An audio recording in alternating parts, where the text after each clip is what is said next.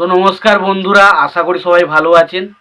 তো বন্ধুরা, এখন আমি যে বিষয়টা নিয়ে কথা বলবো সেটা হচ্ছে বাংলাদেশে যে সমস্ত নামি দামি পত্রিকা বা মিডিয়াগুলো রয়েছে, সেই সমস্ত মিডিয়াগুলো কিন্তু শাকিব খানকে বিভিন্ন রকমভাবে অপমান করার সুযোগ পেলে কিন্তু অপমান করতে ছাড়েন না। এবং সত্যি কথা বলতে একটা জিনিস পরিষ্কার বুঝেছি, তখন কোনো মানুষ তার যেমন ফ্যান ফলোয়িং থাকবে, তার কিন্তু হেটার্সের পরিমাণ কিন্তু কম নয়। তো সত্যি কথা বলতে বাংলাদেশের যে সমস্ত মিডিয়া বা বিভিন্ন মানুষ যেভাবে শাকিব খানের পেছনে লাগে, হয়তো তার স্টারডাম যদি এই জায়গায় না থাকতো, হয়তো শাকিব খান আস্তে আস্তে কোথায় ধূলিসাৎ হয়ে যেত, ঠিক নেই। তবে শুধুমাত্র তার সাকিবিয়ান যারা শাকিব খানের যারা ভক্ত রয়েছে, সাকিবিয়ানরা রয়েছে, তাদের স্টারডামের জোরে কিন্তু শাকিব খান এসব কোনো কিছুতে পাত্তা দেন। এবং শাকিব খান মানে শাকিব খানের মতো স্টার বাংলাতে মানে বাংলাদেশে পাওয়া খুব মুশকিল। তো সত্যি কথা বলতে তার আলাদাই লেভেলের ক্রেজ রয়েছে ভাই। তার ছবি যেমনই হোক বক্স অফিসে কী করে সেটা দেখতে, সেইটা দেখে কিন্তু অনেকের মানে যে সমস্ত বাংলাদেশের অডিয়েন্স রয়েছে বা যে সমস্ত নামী দামি তারা অনেকেই কিন্তু রেগে যায়। কারণ এক কথায় বলতে তারা কিন্তু শাকিব খানকে পছন্দ করে না, হয়তো সামনাসামনি মুখোমুখি ডাইরেক্ট বলতে পারে না যে আমরা শাকিব খানকে পছন্দ করি না, কিন্তু তাদের যে ব্যবহার, তাদের আচার আচরণ দেখলে আপনি কিন্তু পরিষ্কার বুঝতে পেরে যাবেন যে তারা কিন্তু কখনোই শাকিব খানকে পছন্দ করে না। তো সেরকমই আজকে একটা ইন্টারভিউ হয়েছে, সেই ইন্টারভিউতে আমরা হিমেল আশরফকে ইন্টারভিউ দিতে দেখি। এবং সেই হিমেল আশরফকে আমরা যদি না চিনে থাকেন অবশ্যই জেনে বলে দিই, শাকিব খানের আগের যে দুটো ছবি, একটা হচ্ছে রাজকুমার এবং প্রিয়তমা, তো সেই ছবির যে ডিরেক্ট করেছেন তার নাম হচ্ছে হিমেল আশরফ। তো হিমেল আশরফ তিনি বলেছিলেন রাজকুমার ছবির পর তিনি কিন্তু একটা ছোট্ট ব্রেক নেবেন এবং ব্রেকের পর হয়তো পরবর্তী সময়ে আবার তার সিনেমা সে শুরু করবেন। তো সেই কারণে সে যখন একটা ব্রেক নেবে, তার পরবর্তী ছবি শাকিব খানের সাথে আসার কথা ছিল, যেটার নাম হচ্ছে মায়া, এবং সেই ছবিটা সেই কারণে একটু পোস্টপন্ড হয়ে রয়েছে এবং পরবর্তী সময় ছবিটা শুটিং হবে। তো সেই কারণে নিয়ে সেইটাকে নিয়ে কিন্তু মানে মিডিয়া এত ঘুরিয়ে ঘুরিয়ে প্রশ্ন করে এবং এমনভাবে প্রশ্নটা করাতে চাইছে যে সেটা থেকে একটা জিনিস পরিষ্কার যে তার রাজকুমার ছবিটা ফ্লপ হয়েছে, সে রাজকুমার ছবিটা ভালো ব্যবসা করেনি, তাই সে আর ছবি করতে চায় না, তাই সে ছবি থেকে পিছিয়ে যাচ্ছে এবং তাই এর শাকিব খানের প্রতি তার একটা অভিমান রয়েছে। তো এই সমস্ত জিনিসগুলো কিন্তু বারবার বলার চেষ্টা করছে, কিন্তু অ্যাকচুয়ালি বিষয়বস্তু সেটা নয়। সেটা যদি আপনারা ভালো করে হিমেল আশরফের ইন্টারভিউগুলো ফলো করেন তাহলে বুঝতে পারেন, সে কিন্তু অনেক আগে থেকেই কিন্তু বলে দিয়েছিল যে রাজকুমার ছবির পর সে কিন্তু একটু ভালো রকম বিশ্রাম নেবে, তার পরবর্তী সময় সে কিন্তু কাজ শুরু করবে, সেটা কিন্তু বলেছিল।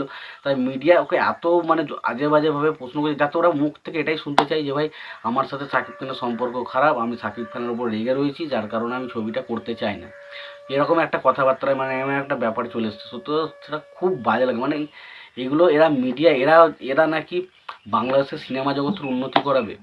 ভাই ছেড়ে দাও এসব জিনিস, এসব আজে বাজে জিনিস। তোমাদের মানে এই সব উল্টোপাল্টা নিউজ না ছড়ালে তোমাদের পেটে ভাত জুটবে না। তাই তোমাদের আর কি বলো, তোমাদের বিরুদ্ধে কথা বলতেও ভালো লাগে না। এবং তাছাড়া দ্বিতীয় যে বিষয়টা নিয়ে আমি দেখলাম যে শাকিব খানের স্টারডাম আর কতদিন, এই জিনিসটা কি করে একটা মিডিয়ার মানুষ প্রশ্ন করে, মানে জাস্ট ভেবে পায় না। আমি জাস্ট ভেবে পাই না এই জিনিসটা, ভেবে যে একটা মিডিয়ার থেকে মানুষ কীভাবে এই প্রশ্নটা করে যে একটা শাকিব খানের স্টারডাম আর কতদিন।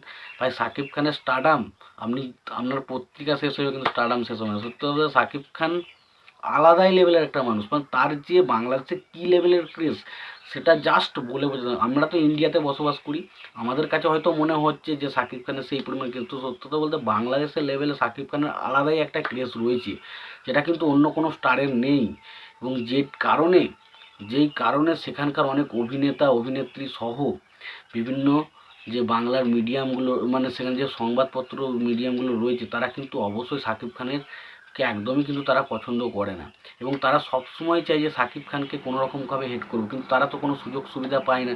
তাই তারা তো ডাইরেক্টলি বেসে বলতে গেলে কোনো কন্ট্রোভার্সির মধ্যে আবার জড়িয়ে যাবে। তো সেই কারণে তারা এমনভাবে কিছু প্রশ্ন করে যাতে অন্য কাউকে মানুষকে হয়তো এমন কিছু বলতে হয় যেটা থেকে তারা একটা কন্ট্রোভার্সি জুড়তে হয়। তো সত্যি কথা বলতে এই সমস্ত পত্রিকা থেকে আমি প্রত্যেককে বলবো দূরে থাকো। আর প্লিজ প্রত্যেকটা সাকিবিয়ান যারা শাকিব খানের অন্ধভক্ত তাদেরকে একটাই অনুরোধ করবো যে এই সমস্ত পত্রিকার কথায় কান দিও না। কারণ এরা এরা যদি থাকে মানে বাংলাদেশের সিনেমা কতদূর কী উন্নতি করতে পারবে সেটা বলা খুব মুশকিল। কারণ যারা নিজেদের দেশের সুপারস্টারকে সম্মান করতে জানে না, যারা নিজের দেশের সুপারস্টারকে ভালোবাসতে জানে না, তারা কী করে চাইবে যে তাদের বাংলা ছবি ভালোবাসবে? তোরা এটা কী করে বুঝছো?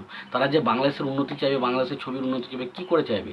কারণ তারা যখন তাদের দেশের সুপারস্টার একটা ভালো ছবি করে, সেই ছবি নিয়ে যখন মানুষ আলোচনা করে, তখন তাদের সেইটা দেখে ফেটে যায়। তো সেখানে তারা আর কী করবে? তো আমার সত্যি কথা বলতে আমার একটাই জিনিস আমার মাথায় হচ্ছে যে সমস্ত সাকিবিয়ান ভক্ত বা সাকিব ভক্তরা আমার চ্যানেলে এসছো বা আমার ভিডিওটা দেখছো, তাদেরকে একটাই অনুরোধ করবো যে প্লিজ এইসব যারা সব নিউজ পোর্টালগুলো বেরোচ্ছে তাদের কথায় কান দিও না, কারণ তাদের কাজই হচ্ছে এটা। তাদের কাজ হচ্ছে শাকিব খানকে উল্টো পাল্টা বলে কটা ভিউজ কমা। তাদের চ্যানেলের মানে ভিডিওগুলো দেখবেন যে শাকিব খানকে নিয়ে যেসব আজে বাজে কথা বলেছে যে সমস্ত ভিডিওগুলোই, সেই সমস্ত ভিডিওগুলোতেই রিচ বেশি, বাকি ভিডিওগুলোতে রিচ হয় না। সুতরাং তাদের একটাই উদ্দেশ্য যে কাউ করে ভিউজ কামাবো।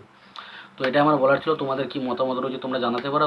প্রত্যেকটা সাকিবিয়ানকে বলবো, এই কথাটাই বলবো যে প্লিজ এই সমস্ত দিক থেকে অনেকটা দূরে থাকার চেষ্টা করো। তো এই ছিল আজকের ভিডিও। তো ভালো থাকবেন, সুস্থ থাকবেন, দেখা হচ্ছে পরে।